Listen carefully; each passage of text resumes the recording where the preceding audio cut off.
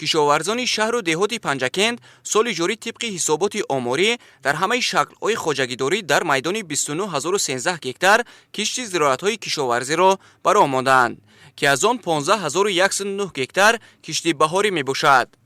аз майдони киштнамудаи маҳсулоти кишоварзӣ ба ҳолати 1 сентябри соли ҷорӣ 56226 тонна картошка, 54452 тонна полезӣ, 326 тонна зироатҳои равғандӣ ва дигар намуди маҳсулоти кишоварзӣ истеҳсол карда шудааст.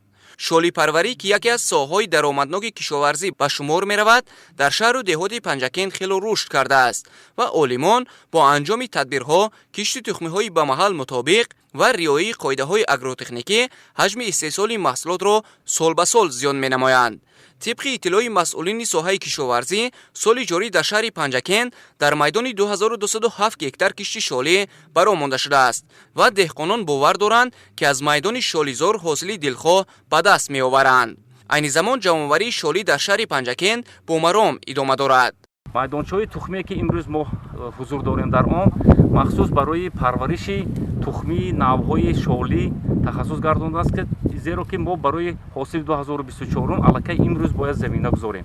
навъҳои мазкур ба мисли навъҳои саразм, панҷруд ва навъҳое ки аз дигар ҷумҳуриҳо ворид гаштанд ба мисли аланга, мустақиллик, ситора ё девзирии маҳаллӣ ки шӯҳрати дар тамоми ҷумҳур шӯҳрати махсус дорад, имрӯзҳо ҷамъовариаш авҷ дорад. баъд аз гузарондани апробатсияи майдонҳо дар ҷамоати Хурмӣ, яке аз ҳосилҳои баландтарини шаҳру деҳоти Панҷакент дар инҷо мушоҳида мегардад, атрофи то 70-80 сентинер аз як гектар гирифтани ҳосили дилхоҳ ба даст меояд.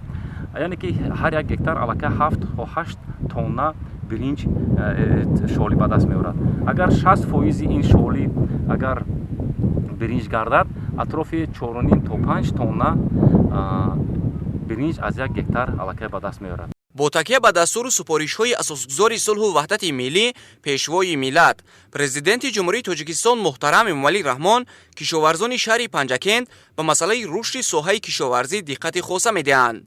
риояи қоидаҳои агротехникӣ ва кишту парвариши тухмиҳои хушсифат имкон дод, ки ҳосили маҳсулоти кишоварзӣ дар шаҳри Панҷакент фаровон гардад. ҳоло ҳосили пиёз, карам, сабзӣ, қаламфури булғорӣ ва помидор дар заминҳои кишоварзони шаҳри Панҷакент фаровон ба назар мерасад. ҷаҳди ба роҳ мондани истифодаи самараноки замин ва афзун намудани ҳаҷми истеҳсоли маҳсулоти кишоварзӣ, инчунин мусоидат намудан ба таъмини амнияти озуқаворӣ, соли ҷорӣ дар шаҳри Панҷакент дар майдони 2431 гектар кишти такрорӣ гузаронда шудааст.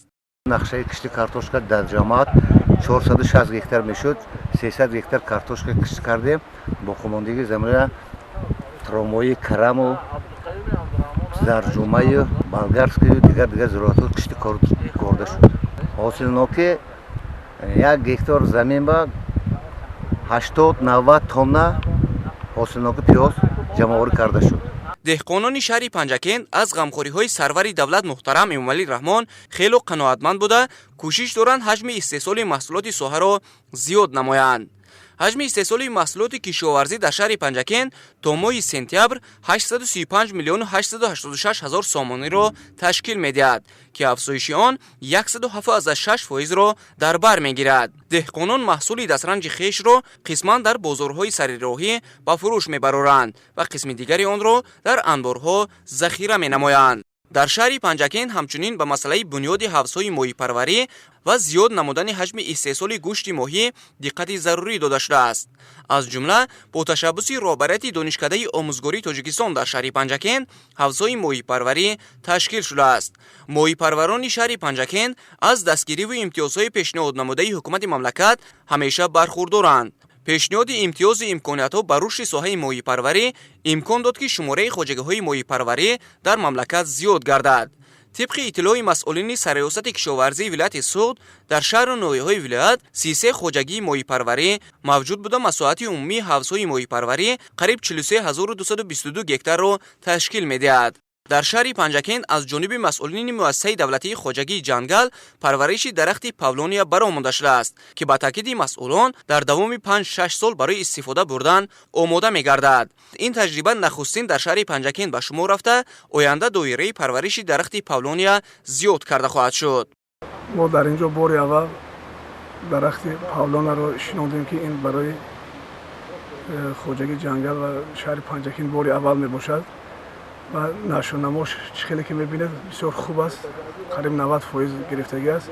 ما باوری کامل داریم که این رو ما یکم بار در دیگر موضوع ها هم زیاد میشنونیم و درخت چوبی یکی از درخت چوبی کاری نغز می باشد که حاصل نغز به دست می‌دهد. حال این را ما با شریکان رشد از جمهوری ازبکستان آوردیم. چون که دیدی صادر این درخت 4 ماه می باشد و باوری کامل دارم که در 4-5 سال خیلی به درخت کاری مبادل می‌گردد. در مجموع در شهر و دهات پنجکین به مسئله کشت محصولات پولیزی، بوق و توک پروری، موی پروری، شالی پروری و غیر دقت ضروری روانه شده است. احساس مسئولیت، کشت و پرورش تخم‌های خوش صفت و استحصال محصولات با صفت سوها امکان می‌دهد که در برابر تامین بازار داخلی همزمان نتیجه‌های بلند صادرات محصولات کشاورزی تامین گردد.